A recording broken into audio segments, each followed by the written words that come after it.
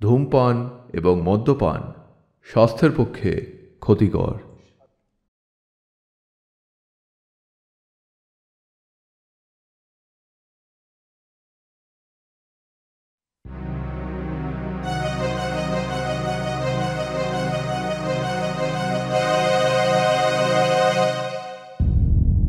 There's entertainment ভেঞ্চার্সের নিবেদন গল্প স্বল্প অরিজিনালস।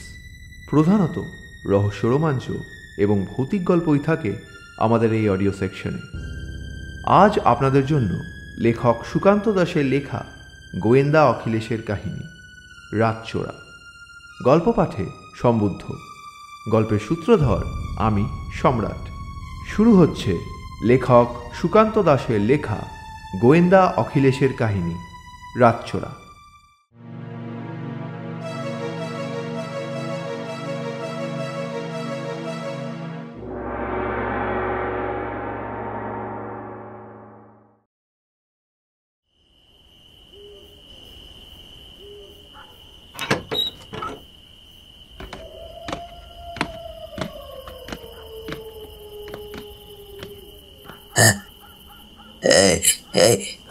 ওটা কে?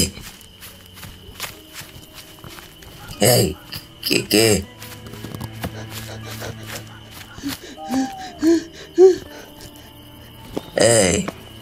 ওটা কে?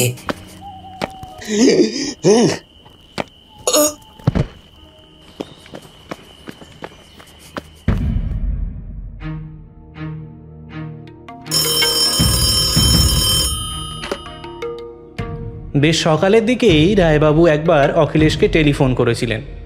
মনে হয় তখন আমি সবে উঠে হাত মুখ ধুতে যাব। অখিলেশের গলার স্বর আমার ঘর থেকে শোনা যাওয়ার কথা নয়। তখন আমি একবার ব্যালকনির দিকে গিয়েছিলাম, আর ঠিক তখনই অখিলেশের গলাটা শুনতে পেলাম। কখন হলো ফোনটা? কটার দিকে? আচ্ছা আচ্ছা, ঠিক আছে, আপনি আসুন। আমার মনে হলো কোথাও যেন একটা খুন হয়েছে, তবে তার বেশি আমি তখন কিছুই শুনতে পাইনি। তাই হাত মুখ ধুয়ে বৌঠানকে চায়ের জন্য বলে যখন অখিলেশের ঘরে গিয়ে ঢুকলাম, তখন অখিলেশ বলল, সুপ্রভাত ভাইয়া, আসো আসো, তোমার জন্য একটা খবর আছে। নিশ্চয়ই রায়বাবু টেলিফোন করে এই খবরটা তোমায় দিয়েছেন। কোনো একটা খুনের ব্যাপার বলবে, তাই তো? খুনের ব্যাপার তো বটেই। কাল রাতের দিকে একটা খুন হয়েছে, তবে সমস্যা হলো খুনের ব্যাপারে সবাই জেনেছে আজ সকালে। তারপর পুলিশকে টেলিফোন করায় সেখানে রায়বাবু গিয়ে পৌঁছুন। স্বাভাবিক, খুনি ততক্ষণে উধাও। সকালের দিকে রায়বাবু একবার আমায় টেলিফোন করেছিলেন। তিনি আশা করছেন কিছুক্ষণের মধ্যেই হয়তো আমাদের এখানে আসবেন, তারপর হয়তো আমাদের বেরোতে হতে পারে। আমি মনে মনে একটু খুশি হলাম। আসলে অখিলেশের হাতে বেশ কিছুদিন ধরে কোনো কেস নেই, তাই একটা নতুন কেস আর তার সাথে খুনের গন্ধ আমাকে বেশ চঞ্চল করে তুলল। তাই বললাম, ভদ্রলোকের খুনের ব্যাপারে কিছু বলেছেন উনি? খুব বেশি কিছু না, তবে মৃতদেহটা পাওয়া গেছে ঘরের দরজার বাইরের দিকে। অনুমান করা যাচ্ছে যে কিছু একটা দেখে ওই কাজের লোকটি ঘরের বাইরে বেরিয়ে এসেছিল, আর তখনই খুনটা হয়েছে। মাথায় কিছু একটা দিয়ে আঘাত করা হয়েছিল। তবে মজার ব্যাপার কি জানো অমিত, যেটা দিয়ে আঘাত করা হয়েছিল সেটা ঘরের দরজার পাশেই পাওয়া গেছে। খুনি হয়তো তাড়াহুড়োতে সেটা ওখানে ফেলে গেছে। সেটা থেকে একটা হাতের ছাপ পাওয়া গেলেই জানা যাবে খুনটাকে করেছে। তো বাড়ির লোক কিছু বলতে পারছে না? না অমিত, বাড়ির লোক মনে করছে যে রাতের বেলায় চোর এসেছিল, আর সেই চোরই পালানোর সময় এই কাণ্ডটি ঘটিয়েছে। তবে আশ্চর্যের বিষয় হলো বাড়ি থেকে কিছু চুরি যায়নি। তাহলে কি খুনি শুধু খুন করতেই এসেছিল? এখন কোনো কিছুই অনুমান করা যাচ্ছে না। আগে আমাদের ওখানে গিয়ে ব্যাপারটা দেখতে হবে, তারপর একটা ধারণা আমরা করতে পারবো। আগে থেকে এসব ভাবার কোনো প্রয়োজন নেই। তবে হ্যাঁ, একটা খুন হয়েছে এইটুকু জেনে রাখাই ভালো। বাড়ির অন্য কেউ কিছু অনুমান করতে পারছে না, তবে ব্যাপারটার পেছনে কোনো একটা মোটিভ তো থাকতে হবে, তাই না ভাই? নিশ্চয়ই আছে অমিত, নিশ্চয়ই আছে। মোটিভ ছাড়া সামান্য কিছু ঘটে না। সব ঘটনাই পরস্পরের সাথে জড়িত বলে ধরে নেওয়া যেতে পারে। তবে রায়বাবু আসুক, তারপর দেখা যাক তার অনুমান কি বলছে। তিনি তো মৃতদেহটি দেখেছেন। অখিলেশের এই কথাটা শুনে আমি বুঝতে পারলাম এই মুহূর্তে অনুমান করা সত্যিই ঠিক হবে না, কারণ রায়বাবু এলেই নতুন কোনো তথ্য আমাদের দিতে পারবেন। তারপর সেগুলোর ওপর অখিলেশ কোনো একটা সূত্র খুঁজে বার করার চেষ্টা করবে। তাছাড়া মৃতদেহ যদি এখনও সেখানে থেকেই থাকে, তাহলে আমাদের একবার সেখানে গিয়ে দেখতে হবে। রায়বাবু এলেন আরও মিনিট 20 পরে। আমি দরজা খুলে দিতেই উনি ঘরে ঢুকে বললেন, সুপ্রভাত অখিলেশবাবু, সকাল সকাল আপনাকে একটু বিরক্ত করতে চলে এলাম। সুপ্রভাত রায়বাবু। আরে বিরক্তর কি আছে, আসুন আসুন। এই রামদাস, 3 কাপ চায়ের ব্যবস্থা করো। সেই মতো রামদাসকে ডেকে আরও 3 কাপ চায়ের ফরমাইশ করে রায়বাবুকে বসতে বলল। রায়বাবু আমাদের সামনে চেয়ারে বসে একটু অবাক হওয়া গলাতেই বললেন, কি অদ্ভুত ব্যাপার অখিলেশবাবু, আমি তো নিজে কিছুই বুঝে উঠতে পারছি না। আপনাকে যখন টেলিফোন করলাম তখন আমি ওই বাড়িতেই ছিলাম। ওই বাড়ির কেউ এ ব্যাপারে কোনো অনুমানই করতে পারছে না। একবার মনে হচ্ছে চোর চুরি করতে এসে বাধা পেয়ে কাজটা করেছে, কিন্তু আবার সেক্ষেত্রে ঘর থেকে কিছু চুরি যায়নি। বাড়ির বাইরের দরজা খোলা ছিল, সেখান থেকে যে খুনি পালিয়ে গেছে তা অনুমান করা যায়, কিন্তু কিন্তু কোনো চুরি হয়নি। বাড়ির আর কেউ সে ব্যাপারটা বুঝতে পারেনি।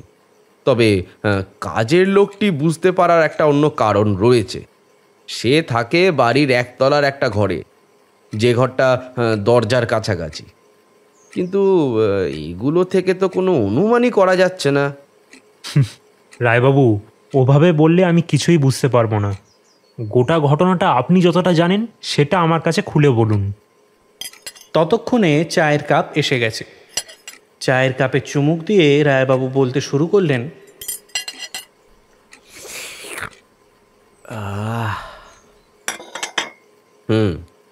ধনঞ্জয় হাজরার বাড়িতে লোক বলতে 4 জন। তিনি, তার স্ত্রী, তার ছেলে এবং তার মেয়ে। তাছাড়া বাড়িতে একজন কাজের লোক সবসময়ের জন্য থাকে। এ বাড়িতে অবশ্য দারোয়ানের কোনো ব্যবস্থা নেই, বোধহয় ইচ্ছা করেই দারোয়ান রাখেননি। বাড়িটা একটু সেকেলে ধরনের। বাড়ির পিছন দিকে কয়েকটা বড় বড় গাছ রয়েছে। বাড়িটা দোতলা। বাড়ির ওপরের ঘরেই সকলে থাকে। নিচের ঘরটা কাজের লোক, রান্নাঘর, এছাড়া বাথরুম, এমনকি স্টোর রুমও অবধি রয়েছে। কাল রাত্রের দিকে একবার ধনঞ্জয়বাবু একটা শব্দ শুনতে পান। যতদূর তার মনে হচ্ছে একটা দরজা খোলার শব্দ, কিন্তু তিনি মনে মনে করছিলেন আশেপাশের কেউ কিংবা নিচের ঘরে কাজের লোকটি হয়তো দরজা খুলছে। তাই তিনি আর কিছু মনে না করে নিজের মতো জল খেয়ে ঘুমাতে চলে যান। সকালে যখন ধনঞ্জয় এবং তার স্ত্রী প্রথম ঘুম থেকে উঠে নিচে আসেন, তখনই দেখতে পান ঘরের দরজা খোলা। ব্যাপারটা দেখে তিনি কিন্তু একটু অবাকই হন এবং তিনি সকালে প্রথম ঘুম থেকে ওঠেন। তারপর নিজের কাজের লোকটিকে ডেকে তোলেন। রাতের কাজকর্মের ফলে কাজের লোকটির ঘুমোতে যেতে একটু দেরি হয়। অনেকদিন ধরেই কাজের লোক ওই বাড়িতে আছে, তাই ঠিক কাজের লোকের মতো নয়, একরকম ঘরের লোকই হয়ে গেছে সে। তাই ধনঞ্জয় নিজের কাজ সেরে স্নান করে নিয়ে তারপর কাজের লোকটিকে ডেকে তোলেন। কাজের লোকটি উঠে চা করে দিতে আসে ধনঞ্জয়বাবুর ঘরে। ততক্ষণে ধনঞ্জয়বাবুর স্ত্রী পুজো আর্চা সব কিছু সেরে নেন। তারপরে উনি গিয়ে রান্নায় হাত দেন এবং রান্নাটা তিনি নিজেই করতেন। বাকি সমস্ত কাজকর্ম কাজের লোক মাধবী করত।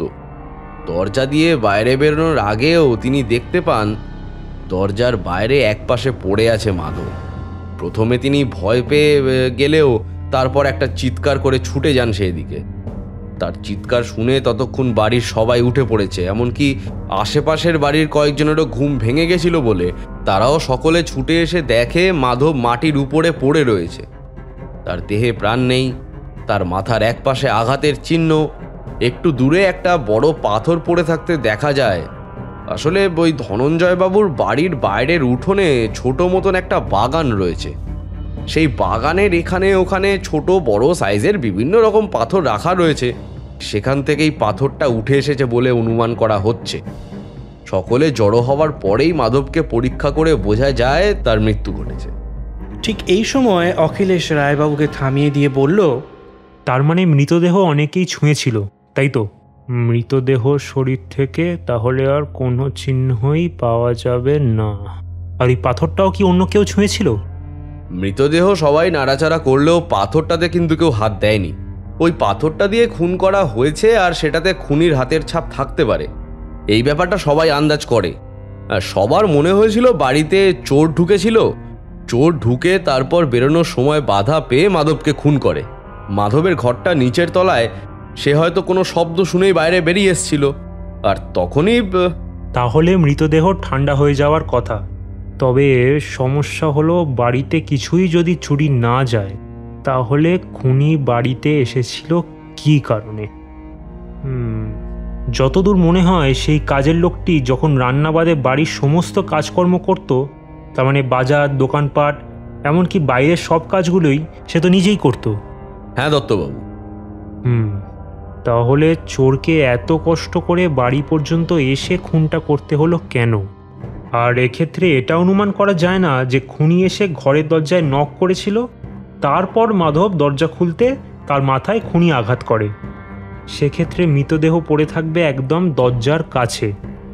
কিন্তু আপনার কথা শুনে মনে হচ্ছে মৃতদেহ দরজা থেকে একটু বাইরে ছিল, তার মানে মাধব চোরের পিছু পিছু এসেছিল আর চোর সেটা বুঝতে পেরে আঘাত করে।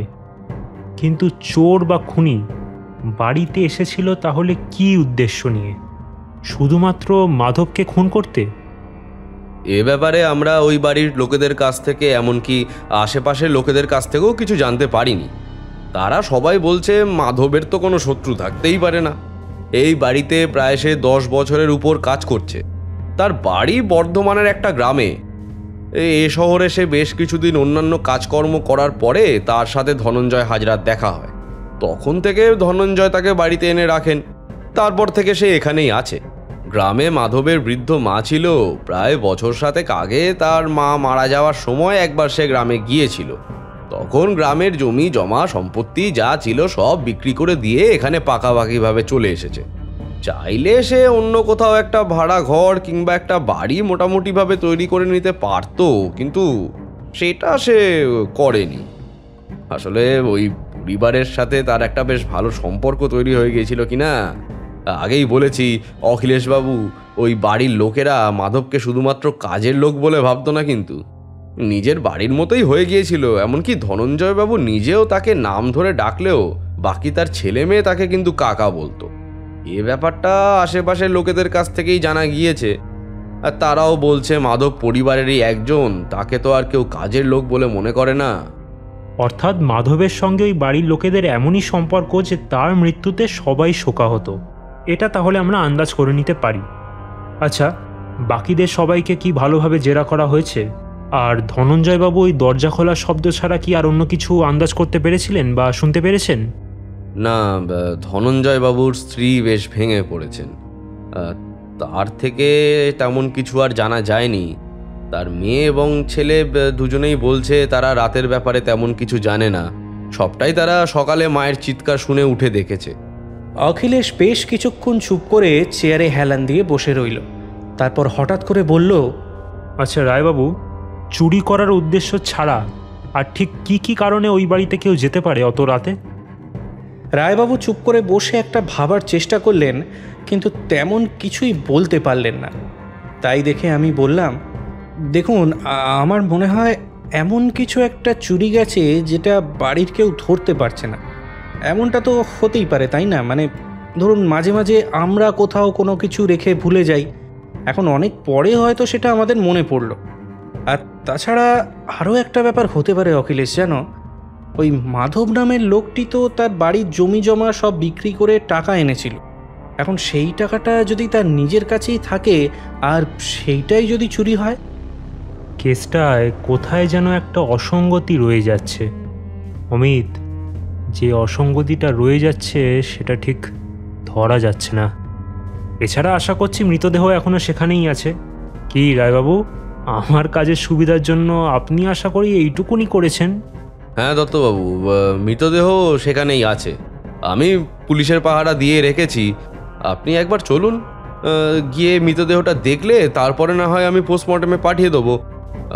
বুঝতেই তো পারছেন, পোস্টমর্টম রিপোর্ট বের হতে তো সময় লেগে যায়। অখিলেশ উঠে দাঁড়িয়ে বলল, এই অমিত, তৈরি হয়ে নাও। রায়বাবুর সাথে একবার গিয়ে মৃতদেহটা দেখা যাক, আর বাকি সবার সাথেও একবার কথা বলাটা দরকার। কাল রাতে ঠিক তারা কি শুনেছিলেন আর দেখেছিলেন জানাটা দরকার। নাও নাও চলো।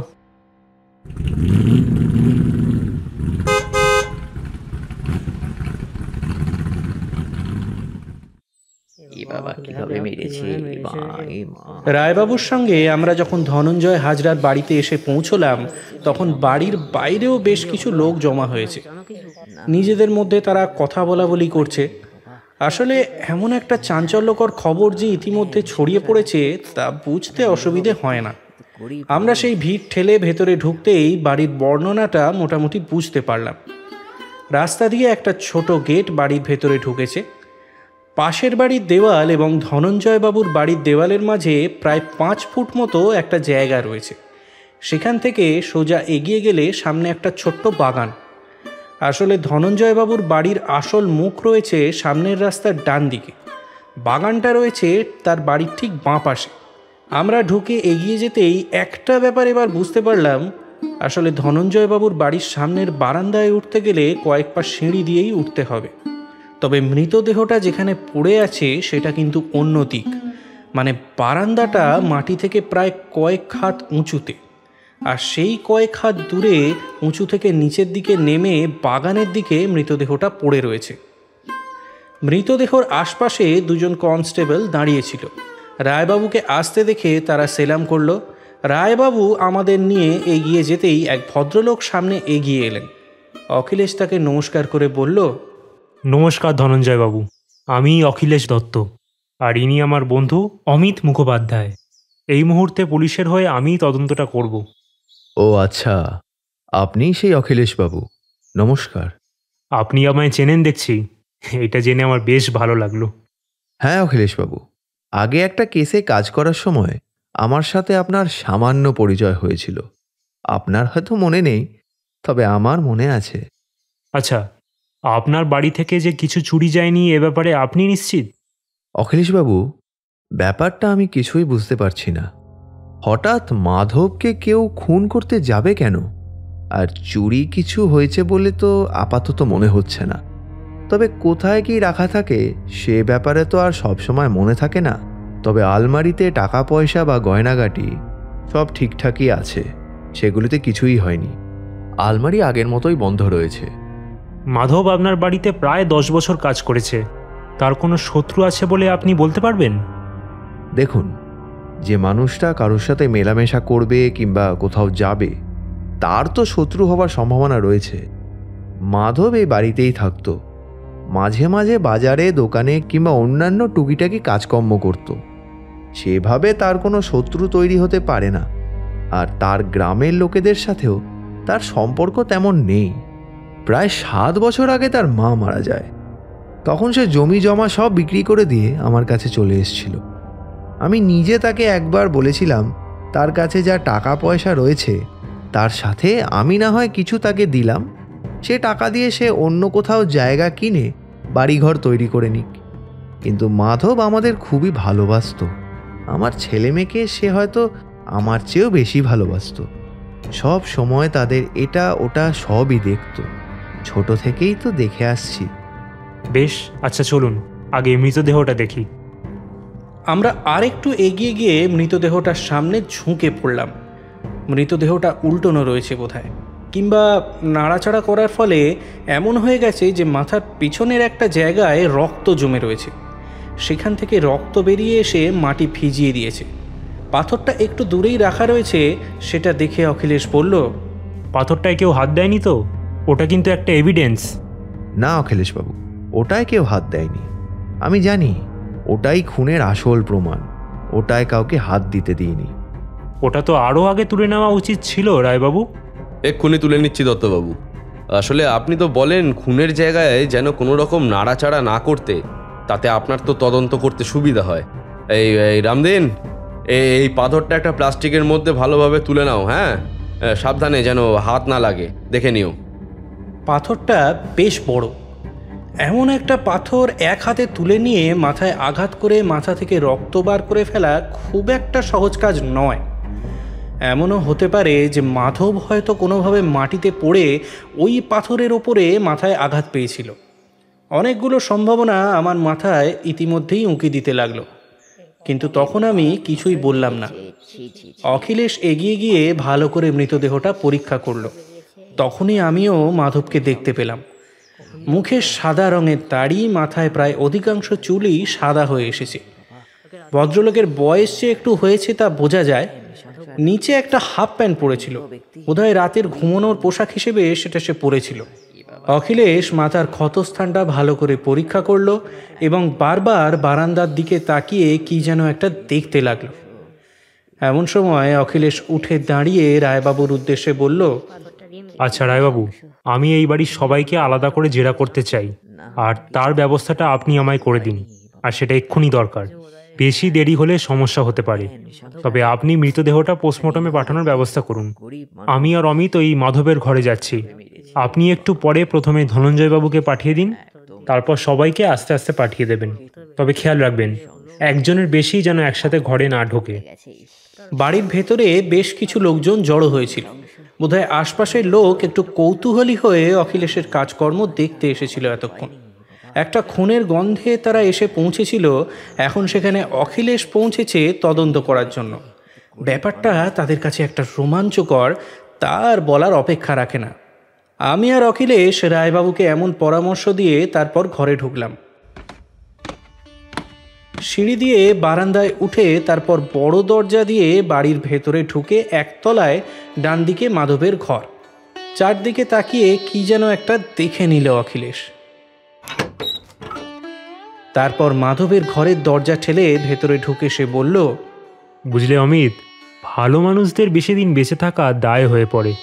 এই যে মাধবের কথাই ধরো, বেচারা এত ভালো মানুষ যে নিজের বাড়িঘর বেচে এখানে চলে এসে রয়েছেন। ধনঞ্জয়বাবুর পরিবারকে নিজের পরিবার বলে মনে করেন, অথচ তার খুন হয়ে গেল। চোরও কিছু চুরি করেনি, তার সাথে কারো কোনো শত্রুতাও নেই, অথচ তিনি খুন হয়ে মারা গেলেন। এতক্ষণ ধরে আমার মনে যে ব্যাপারটা চলছিল, এবার আমি সেটা বলেই বসলাম। আচ্ছা অখিলেশ, এমন কিছু কি হতে পারে? মানে মাধব হয়তো বারান্দা থেকে নেমে কোনো কারণে রাতের বেলা উঠোনে গিয়েছিল, আর তখনই অন্ধকারে হোঁচট খেয়ে ওই পাথরের ওপর হুমড়ি খেয়ে পড়ে তার মাথায় আঘাত লাগে। এই ব্যাপারটা আমিও ভেবেছি, তবে সেক্ষেত্রে একটা সমস্যা থেকেই যাচ্ছে। না অমিত, হচ্ছে না। কেসটা একটু অন্যভাবে ভাবতে হবে। তার আগে সবার সাথে একবার কথা বলে নেওয়াটা দরকার। আমরা মাধবের ঘরের ভেতর ঢুকে দেখতে লাগলাম। একটা বিছানা, একটা ছোট্ট আলমারি, একটা চেয়ার টেবিল ও একটা আলনা। তাছাড়াও ঘরের চারদিকে অনেক কিছু ছড়িয়ে ছিটিয়ে রয়েছে। বোঝাই যায় মাধব যে চাকরের মতো থাকতো তা কিন্তু নয়। চাকরের ঘরে ঠিক এত কিছু দেখতে পাওয়া যায় না। একটা বড় আয়না পর্যন্ত এই ঘরে রয়েছে। অখিলেশ আলমারির দরজাটা ধরে টানাটানি করতে শুরু করলো, কিন্তু সেটা খুলল না। দেখা গেল সেটা তালা দিয়ে বন্ধ করে রাখা রয়েছে। ঠিক তখনই বাইরে থেকে ধনঞ্জয়বাবু বললেন, অখিলেশবাবু, ভেতরে আসবো? আসুন ধনঞ্জয়বাবু, আসুন। আপনার বাড়িতে আপনাকে ভেতরে আসার জন্য কোনো রকম অনুমতি নিতে হবে না। আসলে বুঝতেই তো পারছেন, সবার সামনে একসাথে বসে জেরা করাটা ঠিক সুবিধে হবে না, তাই এভাবে আপনাকে আসতে বললাম।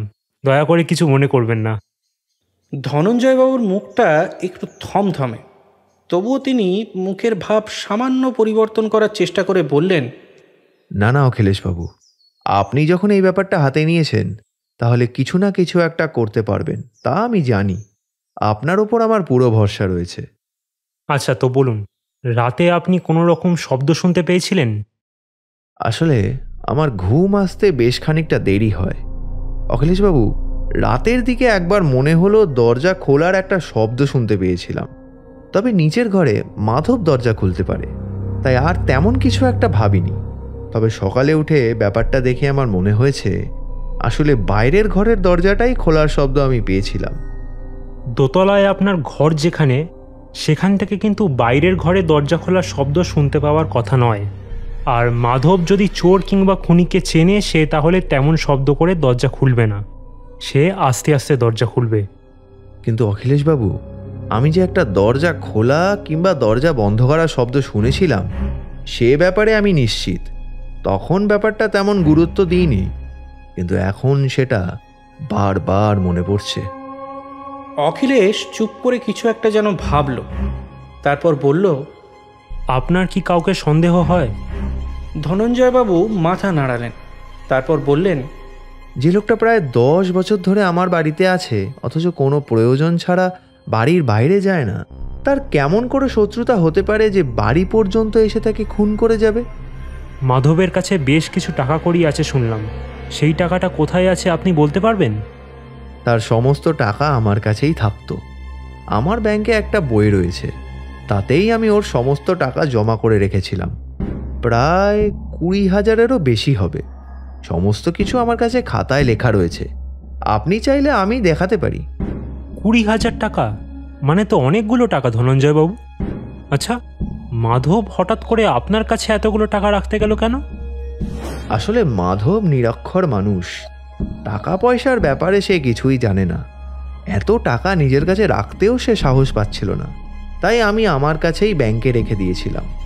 যখন তার প্রয়োজন হবে তাকে তুলে দিয়ে দেব। বেশ, বুঝলাম। এখন আপনি বলুন যে সকালে মৃতদেহটা প্রথমবার কে দেখেছিল? আপনার স্ত্রী? সেই দেখেছিল। তারপর তার চিৎকারে আমাদের ঘুম ভেঙে যায়। কিছু একটা হয়েছে বুঝতে পেরে তাড়াতাড়ি নিচে গিয়ে দেখি এমন এক অবস্থা। মৃতদেহটা দেখে আপনার সেই মুহূর্তে কি মনে হয়েছিল? মৃতদেহ কিন্তু উপুড় হয়ে পড়েছিল। সেটা দেখে আমার প্রথমে মনে হয়েছে বাড়িতে চোর এসেছিল। চোর বোধহয় চুরি করে পালাবার সময় এই কাণ্ড করেছে, কিন্তু গোটা ঘর ভালো করে খুঁজে এমন কিছুই বুঝতে পারিনি যে চুরি গিয়েছে। চোর যদি চুরি করতে না আসে তাহলে ঠিক কী কারণে এসেছিল বলে আপনার মনে হয়? সেটাই তো বুঝতে পারছি না অখিলেশ বাবু। চোর চুরি করতে না আসলে তাহলে ঠিক কী কারণে বাড়িতে এসেছিল? বেশ, আপনি এখন আসতে পারেন। আপনার স্ত্রীকে একবার পাঠিয়ে দিন। ধনঞ্জয়বাবু ঘর থেকে বেরিয়ে যাওয়ার সাথে সাথেই অখিলেশ বলে উঠল, দেখো অমিত, ধনঞ্জয়বাবুকে কিন্তু সন্দেহ তালিকা থেকে বাদ দেওয়া যায় না। তার কাছে মাধবের বেশ কিছু টাকা রয়েছে, তবে সে কথা ধনঞ্জয়বাবু নিজেই স্বীকার করেছেন। তবু মাধব যখন টাকাটা তার কাছে রেখেছে, তাহলে মাধবের কোনো আত্মীয় না থাকায় সেক্ষেত্রে টাকাটা কিন্তু ধনঞ্জয়বাবুরই প্রাপ্য হয়ে যায়। আর এটা আমার বিশ্বাস যে মাধব নমিনি হিসাবে ধনঞ্জয়বাবুর নাম লিখে রেখেছেন। তুমি কি ধনঞ্জয়বাবুকে সন্দেহ করছো তাহলে? কাজটা কি তার জন্য সহজ নয়? তিনি হয়তো দরজা খোলার শব্দ পেয়ে ঘর থেকে বেরোলেন, তারপর নিচের দিকে নামতে নামতে দেখলেন মাধবের ঘরের দরজা খোলা। মাধব হয়তো কোনো কারণে বাইরে বেরিয়েছে। মনে রাখতে হবে, মাধবের বয়স অনেকটাই বেশি। এই বয়সে রাতের দিকে ঘুম নাও আসতে পারে, আর ঠিক তখনই তার মাথায় ব্যাপারটা আসে। কোনোভাবে যদি মাধবকে খুন করা যায় তাহলে সমস্ত টাকা তারই প্রাপ্য হয়ে যাবে। অমিত, মানুষ অর্থের জন্য সব কিছুই করতে পারে। সেক্ষেত্রে তাদের এই 10 বছরের একটা সম্পর্ক এক মুহূর্তে মিথ্যে হয়ে যেতেও পারে। অখিলেশের কথা শেষ হবার আগে ঘরে ঢুকলেন ধনঞ্জয়বাবুর স্ত্রী। তিনি ঘরে ঢুকে অখিলেশের দিকে তাকিয়ে মাথা নিচু করলেন। তার চোখের কোণে জল শুকিয়ে রয়েছে। তার মুখ দেখেই বোঝা যায় ভদ্রমহিলা বেশ কান্নাকাটি করেছেন। অখিলেশ একটু গলার স্বর নামিয়ে বলল, মাধব বোধহয় আপনাদের একজন ঘরের লোক ছিল, তাই না? তার মৃত্যুটা কিন্তু খুব একটা স্বাভাবিকভাবে হয়নি। মাধব কাকা আমাদের বাড়ির লোকই ছিল অখিলেশবাবু। তাকে বাইরের লোক বলে আমরা কখনোই ভাবতাম না, কিন্তু কী যে হয়ে গেল, তাকে এভাবে কেউ খুন করতে পারবে আমি তা বিশ্বাসই করতে পারি না। মাধব কাকা বড় ভালো লোক ছিল অখিলেশবাবু। আপনার কাউকে সন্দেহ হয় সাবিত্রী দেবী? মানে কেউ মাধবকে এরকমভাবে খুন করতে পারে বলে? না অখিলেশবাবু, তার কোনো শত্রু থাকবে বলে তো আমার জানা নেই, কিন্তু খুনটা তো কেউ করেছে কোনো না কোনোভাবে। তার সাথে একটা শত্রুতা তো ছিল, কিন্তু সে ব্যাপারে আমি কিছুই জানি না। কাল রাতে আপনি কোনো শব্দ শুনেছিলেন কি? আর সকালে উঠে আপনি ঠিক কখন মৃতদেহটা দেখেন? আমার ঘুম বেশ গভীর অখিলেশবাবু। একবার ঘুমিয়ে পড়লে আমার ঘুম সহজে ভাঙে না। সকালে 6টার আগেই আমি উঠে পড়ে দেখলাম উনি ঘুমাচ্ছেন। আমি তখনই নিচে নেমে যাই। নিচে নেমে স্নান সেরে পুজো করে তারপর মাধব কাকাকে আমি ডেকে দিই। মাধব কাকা উঠে চা করতে শুরু করলে আমি রান্নার কাজটা শুরু করি। সকালে উঠে সিঁড়ি দিয়ে নামতেই দেখি বাইরের দরজা খোলা। মাধব কাকার মাঝে মাঝে রাত্রি ভালো ঘুম হয় না, মাঝে মাঝে সে তাড়াতাড়ি উঠে যায়। তাই প্রথমে ব্যাপারটা নিয়ে তেমন কিছু ভাবিনি। মাধব কাকাকে ডাকতে থাকি, কিন্তু কোনো উত্তর পাই না। তখন দরজার দিকে আর একটু এগিয়ে যেতেই দেখতে পাই বাইরে কোথাও মাধব কাকা নেই। দরজা দিয়ে বাইরে বেরিয়ে বারান্দার একপাশে এগিয়ে যেতে দেখতে পাই বাগানের দিকে মাধব কাকা পড়ে আছে। দূর থেকে দেখেই বুঝতে পারি তার দেহে প্রাণ নেই, মাথার দিকে রক্ত জমে আছে, চারপাশে রক্ত ছড়িয়ে। সেটা দেখে আমি চিৎকার করি, তখন সবাই উঠে পড়ে। এমনকি আশপাশ থেকে 2-1 সেই চিৎকার শুনে বাইরে বেরিয়ে আসে। তারপর তো তার মানে আপনি রাতের বেলা কোনো শব্দই শুনতে পাননি, কিন্তু ধনঞ্জয়বাবু বলছেন তিনি দরজা খোলার শব্দ পেয়েছেন। আপনার কি মনে হয় নিচের দরজা খুললে ওপর ঘর পর্যন্ত শব্দ যায়? সে কথা উনি আমায় আগেও বলেছেন, কিন্তু নিচের ঘরের দরজা খুলে উপর থেকে শোনা যাওয়ার কথা নয়। আচ্ছা বেশ, আপনাদের এই মাধব অনেক টাকা ধনঞ্জয়বাবুর কাছে ব্যাংকে জমা রাখেন। সেই টাকার নমিনিতে কার কথা বলা আছে আপনি জানেন?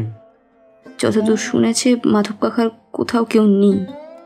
আর সেই টাকা ব্যাংকে রাখার সময় তাই মাধব কাকা নমিনিতে ওনার নাম লিখেছিলেন। অখিলেশ বেশ কিছুক্ষণ চুপ করে জানলার দিকে তাকিয়ে কিছু যেন একটা চিন্তা করল। তারপর সে বলল, ঠিক আছে, আপনি আসতে পারেন। এবার আপনার ছেলেকে পাঠিয়ে দিন। সাবিত্রী দেবী বেরিয়ে যেতেই আমি একবার অখিলেশকে বললাম, এই অখিলেশ, সাবিত্রী দেবীর কথা শুনে কিন্তু নিশ্চিত হওয়া গেল যে ওই টাকাগুলো মাধবের অবর্তমানে পাওয়ার কথা ধনঞ্জয়বাবুর। মানে ধরো সেক্ষেত্রে তো সন্দেহটা তাকেই করা যায়, তাই না? সেই ক্ষেত্রেও কিন্তু একটা সমস্যা থেকেই যাচ্ছে অমিত। ধনঞ্জয়বাবুর ছেলে ঘরে এসে ঢুকতেই অখিলেশ বলল, তোমার নাম কি? আমার নাম রণজয়। আচ্ছা বলো তো, কাল রাতে তুমি কি কোনো এমন শব্দ শুনতে পেয়েছিলে যেটা আর কোনোদিনও শোনা যায় না? আর সকালে তুমি কখন উঠেছিলে? কখন ঠিক জানতে পারলে যে তোমাদের মাধব কাকার মৃত্যু হয়েছে? ছেলেটিরও চোখে জল। তার বয়স 18-19 বেশি হবে না। সে একটু সময় নিয়ে বলল, রাতে আমি কিছুই শুনতে পাইনি অখিলেশবাবু। সকালে মায়ের চিৎকার শুনে ঘুমটা ভেঙে যায়। তারপর তাড়াতাড়ি নিচে নেমে দেখি ততক্ষণে বাবা আর মা বাইরে দরজার কাছে দাঁড়িয়ে রয়েছে। আমি তাড়াতাড়ি এগিয়ে গিয়ে দেখি মাধব কাকা বাগানের কাছে পড়ে আছে। তার মাথার ওপর আঘাত, রক্ত চারপাশে ছড়িয়ে রয়েছে। আচ্ছা, ওপরে তোমরা থাকতে, মানে ওপরে মোট 3টে ঘর। সেই 3টে ঘরের মধ্যে তুমি কোনটায় থাকতে? সিঁড়ি দিয়ে উঠে প্রথম ঘরটায় আমি থাকি, তার পাশের ঘরটায় থাকে বাবা মা, আর তার পরের ঘরটায় থাকে আমার দিদি। বেশ, তুমি কি কাউকে সন্দেহ করো এই ব্যাপারে? রণজয় মাথা নাড়ল। তাকে চলে যেতে বলে তার দিদিকে পাঠিয়ে দিতে বলল। অখিলেশ বিছানার একপাশে বসে বলল, অমিত, সন্দেহটা কিন্তু একজনের ওপর থেকেই যাচ্ছে। আর ধনঞ্জয়বাবু যে শব্দটা শুনেছিলেন সে ব্যাপারে তিনি হয়তো মিথ্যে বলছেন। তুমি খেয়াল করে দেখবে ওপরের ঘর থেকে নিচের দরজার শব্দ শোনা সহজ নয়। যদিও রাতের বেলা সব দরজা জানলা বন্ধ থাকে, তবুও নয়। আর যদি তিনি দরজা খোলার শব্দ শুনেই থাকেন, তাহলে মাধবের চিৎকার কেন শুনতে পেলেন না? তার মাথায় আঘাত করার সময় নিশ্চয়ই সে একটু হলেও চিৎকার করেছিল। অখিলেশের কথায় আমি কিছুই বুঝতে পারলাম না। চুপ করে রইলাম। বারবার সন্দেহের তীর ঘুরে ফিরে ধনঞ্জয়বাবুর দিকেই যাচ্ছিল। তবে চিৎকার না হওয়ার জন্য আর একটা কারণ আমার মনে উঁকি মারছিল। ঠিক সেই সময় ধনঞ্জয়বাবুর মেয়ে উর্মিলা আমাদের ঘরে এসে ঢুকলো। মাধব কাকার মৃত্যুর ব্যাপারে কিন্তু আমি কিছুই জানি না। তবু আপনারা যা প্রশ্ন করতে চান করুন, আমি তার উত্তর দিচ্ছি। তোমাকেও সেই একই প্রশ্ন করব। তুমি রাতের বেলা কি কোনো শব্দ শুনেছিলে? উর্মিলা মাথা নাড়ালো, মুখে কিছুই বলল না। আবার প্রশ্ন করলো অখিলেশ, তোমার কি কাউকে সন্দেহ হয় যে এই কাজটা করতে পারে? আমার একটা কথা মনে হয়, তবে সেটা হয়তো ঠিক নাও হতে পারে। এমনটা নয় তো যে রাতের বেলা মাধব কাকা বাইরে গেছিল আর রাতের অন্ধকারে কোনো কিছুতে সে হোঁচট খেয়ে পড়ে যায়, আর তখনই কোনো পাথরে সে মাথা ঢুকে আঘাত পায়। রাতের বেলা কোনো চিৎকার তো আমরা শুনতে পাইনি। যদি কেউ খুন করত তাহলে একটা চিৎকার তো শুনতে পেতাম। তোমার বুদ্ধির প্রশংসা করতেই হয় উর্মিলা।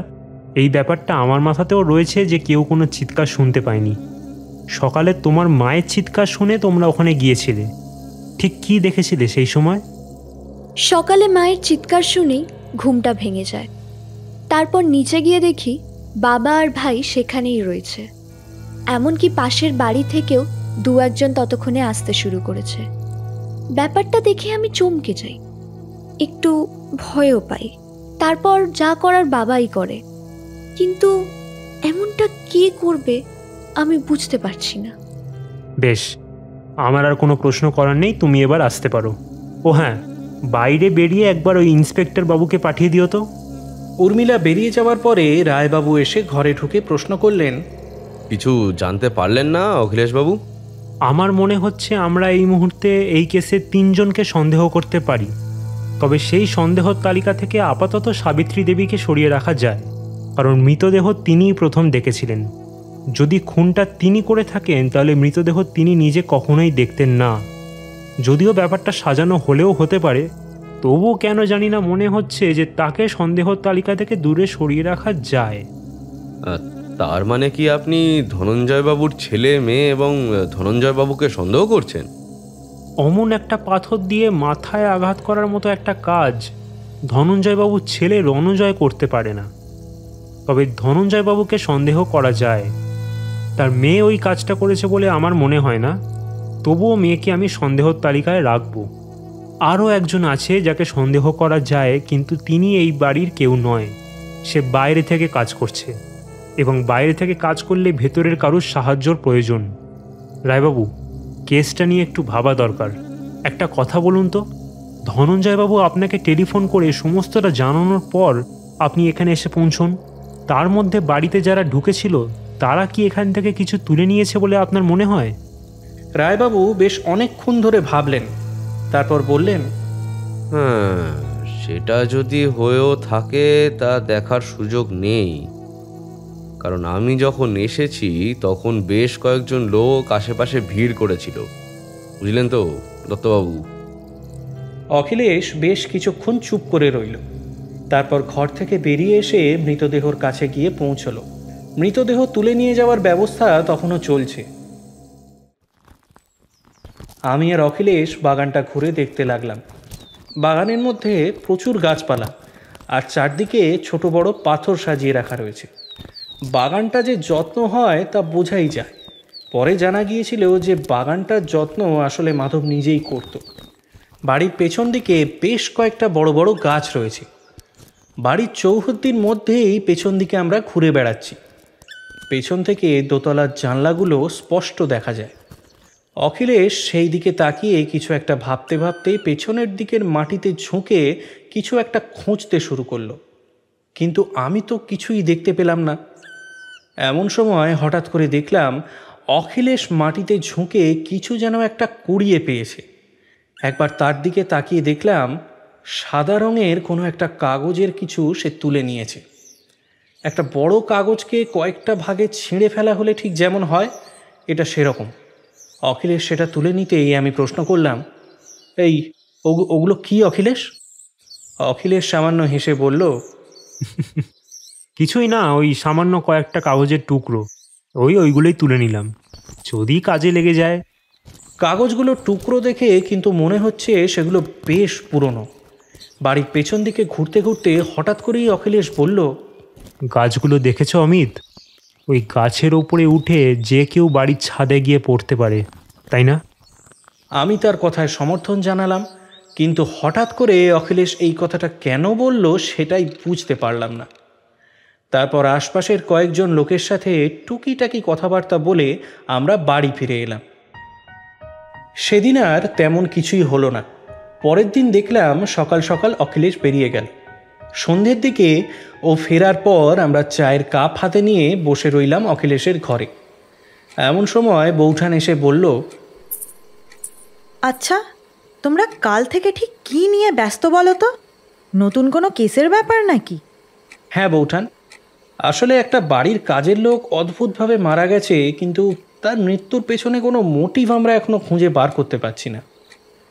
আমার কথা পুরোপুরি শেষ হওয়ার সাথে সাথেই অখিলেশ বলে উঠল, তুমি এটা ভুল বললে, মোটিভ একটা কিন্তু খুঁজে বার করা গেছে। আমি অখিলেশের দিকে তাকিয়ে বললাম, তুমি কি ধনঞ্জয়বাবুর কথা বলছো? আর ওই টাকাগুলোর ব্যাপারে? তুমি হয়তো ভুলে যাচ্ছ যে আমরা বাড়ির পিছনে কিছু কাগজের টুকরো খুঁজে পেয়েছিলাম। হ্যাঁ, কিন্তু ওই কাগজের টুকরোগুলো দিয়ে কি হবে? ওই কাগজের টুকরোগুলোই আমাদের কাজে লেগেছে ভায়া। ইতিমধ্যে খুনি হয়তো ধরাও পড়ে গেছে। রায়বাবুকে টেলিফোন করে আমি সবটাই জানিয়ে দিয়েছিলাম। আমি যেন আকাশ থেকে পড়লাম। এত কিছু ঘটে গেল, কিন্তু অখিলেশ আমায় কিছুই জানালো না। আমি তখন তাকে বললাম, তা কেসটা সমাধান করলে কিভাবে? বৌঠান আমাদের পাশে সামনের চেয়ারে বসে পড়েছিল। চায়ের কাপে একটা লম্বা চুমুক দিয়ে অখিলেশ বলতে শুরু করলো,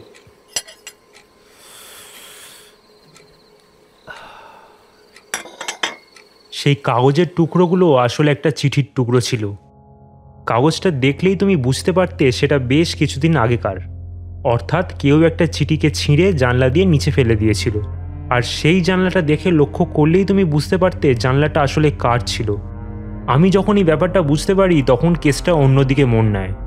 আমি তোমায় সেই গাছের কথা বলেছিলাম, যেটা দিয়ে ধনঞ্জয়বাবুর বাড়ির ছাদ পর্যন্ত পৌঁছানো যায়। রাতের বেলা মাধব যখন খুন হয় তখন ধনঞ্জয়বাবু দরজার শব্দ শুনেছিলেন ঠিকই, কিন্তু নিচের ঘরের দরজার শব্দ ওপরে পৌঁছাতে পারে না, বিশেষত যখন ঘরে সব দরজা জানলা বন্ধ থাকে। তাহলে ধনঞ্জয়বাবু কি মিথ্যে বলছেন? না, উনি মিথ্যে বলছেন না। ওই বাড়ির সকলেই সত্যি কথা বলছেন। তবে প্রথমে আমার যেমন মনে হয়েছিল যে ধনঞ্জয়বাবুকে সন্দেহ করা যায়, ব্যাপারটা ঠিক তেমন নয়। সেই ক্ষেত্রে মাধব আজ থেকে 10 বছর পরে মারা গেলেও টাকাটা কিন্তু ধনঞ্জয়বাবুই পাবেন। তাহলে শুধু শুধু খুন করতে যাবেন কেন? খুনটা এমন কেউ করেছে যাকে মাধব দেখতে পেয়েছিল, আর মাধবের হাতে সে ধরা পড়লে কোনো একটা সমস্যা দেখা দিতে পারে। কিন্তু এক্ষেত্রে খুনি কিন্তু আসলে খুন করার চেষ্টা করেনি। সে ভয় পেয়ে মাধবকে আক্রমণ করে। আর তার বয়স হয়েছিল, তার সামান্য সমস্যাও ছিল শারীরিক। সেই কারণে ওই সামান্য আঘাতেই তার বড় ক্ষতি হয়ে গেল। কিন্তু খুনটা কে করলো বাকিটা না হয় আমি বুঝতে পারলাম, কিন্তু খুনি আসলে কে? খুনি আসলে বাড়ির কেউই নয়, সে এসেছে বাড়ির বাইরে থেকে। আচ্ছা, সেটা না হয় বুঝলাম, কিন্তু আমাকে একটা কথা বলো, ওই বাড়ির ছাদে যদি গাছ থেকে পৌঁছানো যায় তাহলে ছাদের দরজা ভিতর থেকে বন্ধ থাকবে, আর নিচের দরজা দিয়ে তো ভেতরে ঢোকা সম্ভব নয়। সেক্ষেত্রে দরজায় নক করতে হবে, তারপর সেটা গিয়ে কেউ খুলে দিলে তখন না হয় ঢোকা যাবে। যদি মাধব দরজাটা খোলে তাহলে তাদের কথাবার্তা তো হবে। আর মৃতদেহ পাওয়া গেছে বাগানে, ঘরের মধ্যে কিন্তু নয়। ওই একটা কারণেই অনুমান করা যায় না যে মাধব ঘরের দরজা খুলেছিল। সে নিশ্চয়ই কিছু একটা দেখতে পেয়ে তার পিছু পিছু বাগান পর্যন্ত পৌঁছেছিল। আসলে যে এসেছিল সে এসেছিল গাছ বেয়ে ছাদ দিয়ে, তার জন্য ছাদের দরজা খুলে দিয়েছিল অন্য কেউ। তবে কোনো কারণে সে আর ছাদ থেকে গাছ বেয়ে নিচে নামতে পারেনি, তাকে ঘরের দরজা দিয়ে যেতে হয়। আর ঠিক তখনই মাধব কোনোভাবে তাকে দেখতে পায় আর তার পিছু করে। সেই সময় ঘরের দরজার শব্দ শুনতে পেয়েছিলেন ধনঞ্জয়বাবু। তবে সেটা নিচের ঘরের দরজার নয়, তার ঠিক পাশের ঘরের দরজার শব্দ। তোমার মনে আছে নিশ্চয়ই অমিত, মাধবের মৃত্যুর ব্যাপারে সকলেই কিন্তু অনুমান করেছিল, শুধুমাত্র একজনই বলেছিল তার মৃত্যুটা আসলে কিভাবে হয়েছে। অখিলেশের কথায় আমি এবার সত্যিই অবাক হয়ে গেলাম। তারপর বললাম, তুমি বলছো ধনঞ্জয়বাবুর মেয়ে উর্মিলা? একদমই ঠিক। সেই চিঠিগুলো আসলে উর্মিলাকে লেখা হতো। সেই চিঠিতে কোনো নাম না থাকলেও সেটা যে তাকে উদ্দেশ্য করে লেখা হতো তা বোঝা যায়, কারণ ওই বাড়িতে চিঠি লেখার মতো আর তেমন কেউ নেই। আর কাগজের টুকরোগুলো পাওয়া গেছে তারই জানলার নিচে। সেদিন ওই ভিড়ের মধ্যে যারা যারা এসেছিল তাদের একটা অনুমান আমি পেয়েছি। ও বাইরের কিছু লোকের সাথে কথাবার্তা বলে একটা শক্তপোক্ত অনুমান আমার তৈরি হয়। আর সেই অনুমানের ওপর ভিত্তি করেই আমি আজকের গোটা দিনটা উর্মিলার ওপর নজর রেখেছিলাম এবং ব্যাপারটা আমি ধরতে পারি। ছেলেটির নাম তপন, সেও ওই পাড়াতে থাকে এবং জানা গিয়েছে উর্মিলার সাথে একটা তার প্রেমের সম্পর্ক ছিল। সেদিন রাতে সে গাছ বেয়ে বাড়ির ছাদে উঠেছিল। ছাদের দরজা খুলে দিয়েছিল উর্মিলা নিজে। তারপর তাদের মধ্যে কি কথাবার্তা হয় কিংবা অন্য কিছু হলেও সে সম্পর্কে আমি বিস্তারিতভাবে বলতে চাই না। তারপর কোনো কারণে তখন গাছ বেয়ে নামতে পারেনি তপন। তার বদলে উর্মিলা নিচে গিয়ে দরজা খুলে দেয়। ঠিক সেই সময় মাধব তাকে কোনোভাবে দেখতে পায় এবং তার পিছু নেয়। যথারীতি তপন ভয় পেয়ে একটা পাথর তুলে নিয়ে মাধবের মাথায় আঘাত করে। সে সেখান থেকে পালিয়ে যাওয়ার চেষ্টা করে কোনোভাবে, আর তখনই মাধবের মৃত্যুটা হয়। এ ব্যাপারে আশা করি উর্মিলা বা তপন দুজনেই বলতে পারবে। দুজনকেই গ্রেফতার করার কথা আমি রায়বাবুকে বলেছি। এবার তাদের কাছ থেকে সমস্তটাই জানা যাবে। তুমি উর্মিলাকে কখন সন্দেহ করলে? ওই চিঠিটা পাওয়ার পর? না, ঠিক সেই ব্যাপারটা নয়। আরও একটা ব্যাপারে ওর ওপর সন্দেহ ছিল। তোমার হয়তো মনে আছে, সাবিত্রী দেবীর চিৎকার শুনে সকলে নিচে গিয়ে পৌঁছেছিল, কিন্তু সবার শেষে গিয়েছিল উর্মিলা। সে কথা হয়তো সে মনের ভুলে আমায় বলে ফেলেছে। এমনকি রণজয়ও সে কথা বলেছিল। ততক্ষণে আশেপাশের বাড়ি থেকে অনেকেই চলে এসেছে। পাশের বাড়ি থেকে কেউ চলে এলো, অথচ উর্মিলা সামান্য সিঁড়ি দিয়ে নিচে নেমে আসতে পারল না। এটাই আমার মনে খটকার জায়গা তৈরি করে। সে ভয় পেয়েছিল যে তাকে সেই সময় কেউ দেখে ফেলেনি তো, কিংবা তপন দেখে ফেলেনি তো, তাই তার নেমে আসতে খানিকটা দেরি হয়েছে। আর তার ওপর ওই চিঠি আর আমার অনুমান, এই সমস্ত কিছু মিলে যেতেই আমি রায়বাবুকে বলি, সর্বনাশ! তার মানে প্রেমের কারণে খুন? হয়তো এমন কিছুই হতো না, তবে দুজনই যুবক যুবতী। আসলে অনেকটাই ওরা ভয় পেয়ে গিয়েছিল, আর সেই কারণেই এমনটা হয়েছে। সে যাই হোক, অনিচ্ছাকৃতভাবে যেহেতু হয়েছে, সেক্ষেত্রে তাদের শাস্তিটাও একটু কমই হবে। আর তাছাড়া আমার মনে হয় মাধবকে পরীক্ষা করলেও তার শারীরিক অসুস্থতার কথা জানা যাবে। তার ঘরে সেদিনকার কিছু ওষুধপত্র দেখেছিলেন অমিত? তার শ্বাসকষ্ট ছিল, এমনকি হার্টেরও সমস্যা ছিল। এই ব্যাপারটা হয়তো ধনঞ্জয়বাবু আমাদের বলতে ভুলে গিয়েছিলেন। তবে আমি ধনঞ্জয়বাবুকে যে সন্দেহ করেছিলাম, এ ব্যাপারটা তার সাথে কিছুই করার নেই। তিনি এ কাজ কোনোভাবেই করেননি। সেদিন রাত্রেই রায়বাবু টেলিফোন করে জানালেন তপনকে গ্রেপ্তার করা হয়েছে। জেরার মুখে পড়ে সে সমস্ত কিছুই স্বীকার করেছে এবং এটাও বলেছে সে খুন করতে চায়নি। সে ভয় পেয়ে পাথরটা দিয়ে মাথায় আঘাত করে আর সেখান থেকে পালিয়ে যায়। কিন্তু এমন কিছু যে একটা হয়ে যাবে সেটা সে ভাবতেও পারেনি। তবে সত্যি বলতে ধনঞ্জয়বাবুকে আমি নিজেও সন্দেহ করেছিলাম। তবে কেসটা যে অখিলেশ এমনভাবে সমাধান করবে তা আমি সত্যি নিজেও ভাবতে পারিনি। শুনছিলেন লেখক সুকান্ত দাসের লেখা গোয়েন্দা অখিলেশের কাহিনী রাতচোরা। অখিলেশ দত্তের ভূমিকায় অঙ্কিত, অমিত মুখার্জি ও গল্প পাঠে সম্বুদ্ধ, গৌরীর ভূমিকায় সৌমশ্রী, রয়বাবুর ভূমিকায় শুভময়, ধনঞ্জয় হাজরার ভূমিকায় আমি সম্রাট, রায়বাবুর ভূমিকায় শুভময়, সাবিত্রী দেবীর ভূমিকায় বর্ণিশা, রণজয়ের ভূমিকায় সৃঞ্জয়, উর্মিলার ভূমিকায় Akanksha. Sound editing, designing, foley, background music, পরিকল্পনা ও পরিচালনায় Ankit, mix and mastering and motion graphics Debdutta, poster ও পাবলিসিটি শুভদীপ ব্যানার্জি, গল্প স্বল্প থিম সানি। গল্পটি যদি আপনাদের ভালো লেগে থাকে তাহলে ভিডিওটি লাইক, কমেন্ট ও শেয়ার করে চ্যানেলটি সাবস্ক্রাইব করে পাশে থাকা বেল আইকনটি ক্লিক করে দেবেন, যাতে রেগুলার আপডেটস পেতে পারেন। আরও আপডেটস পেতে ও আমাদের সাথে যোগাযোগ করতে চাইলে ডেসক্রিপশন বক্সে দেওয়া আমাদের ফেসবুক পেজ বা ইনস্টাগ্রাম পেজে গিয়ে ইনবক্স করতে পারেন। গল্প স্বল্পর পরবর্তী গল্পগুলি আসবে খুব শীঘ্রই শুধুমাত্র দেজ এন্টারটেনমেন্ট ভেঞ্চার্সের ইউটিউব চ্যানেলে।